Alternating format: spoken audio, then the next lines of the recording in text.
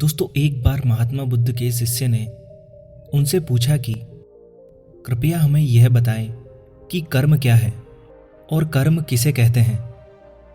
तो उसके बाद महात्मा गौतम बुद्ध ने अपने शिष्य से कहा कि कर्म को समझने के लिए मैं तुम्हें एक कहानी सुनाता हूँ। इस कहानी से तुम समझ जाओगे कि कर्म क्या है और कर्म किसे कहते हैं।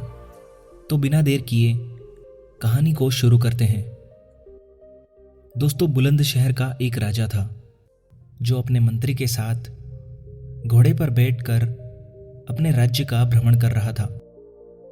राज्य का भ्रमण करने के बाद राजा एक दुकान के पास रुक गया और रुकने के बाद राजा ने अपने मंत्री से कहा कि मंत्री, मालूम नहीं क्यों, लेकिन मुझे लगता है कि इस दुकानदार को कल के कल फांसी की सजा सुना दूं और मुझे इसे मृत्युदंड देने की इच्छा हो रही है।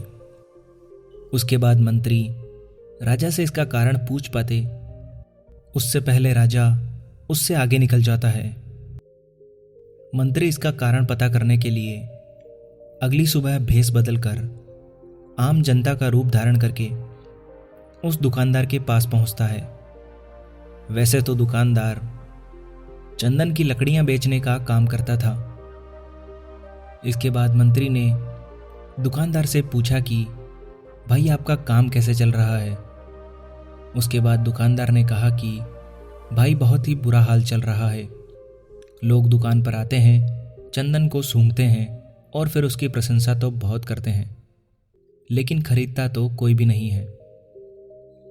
और उसने आगे बताया कि मैं सिर्फ इसी इंतज़ार में हूँ कि कब हमारे राज्य के राजा की मृत्यु हो जाए और उनके अंतिम संस्कार के लिए मेरी दुकान से बहुत सारी चंदन की लकड़ियाँ खरीद ली जाए और शायद वहाँ से मेरे चंदन की लकड़ियाँ बेचने के व्यापार में थोड़ी बढ़ोतरी हो जाए और मेरा व्यापार भी अच्छा हो जाए।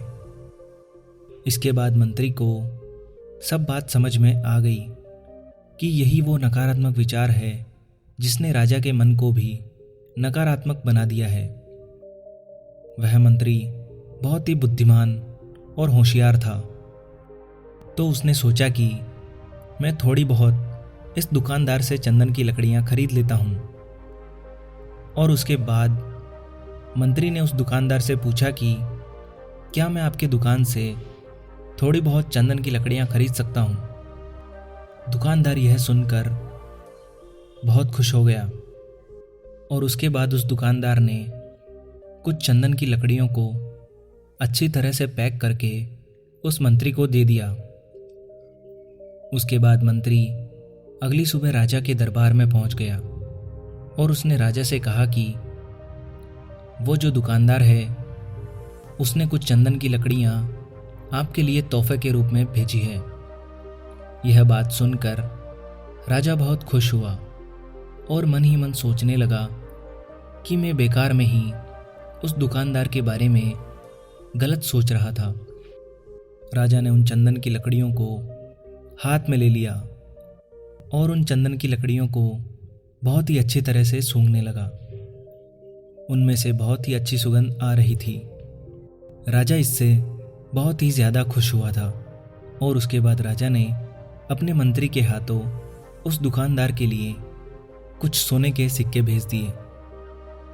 उसी आम जनता का रूप धारण करके मंत्री अगली सुबह उस दुकानदार के पास चला गया और वह सोने के सिक्के उस दुकानदार को दे दिए।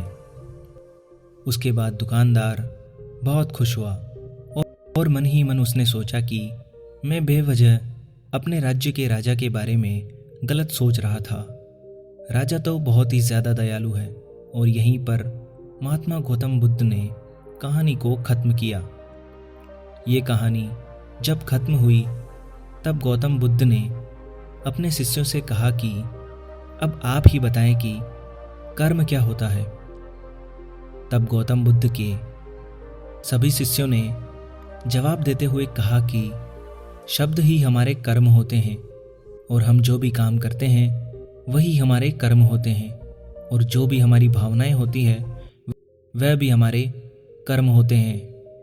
महात्मा गौतम बुद्ध के सभी शिष्यों के जवाब को सुनने के बाद महात्मा गौतम बुद्ध ने कहा कि आपके विचार ही आपके कर्म हैं। अगर आपने अपने खुद के विचारों पर नियंत्रण पाना सीख लिया तब आप एक महान इंसान बन जाते हैं। जब आप अच्छा सोचते हैं तब आपके साथ अच्छा ही होता है।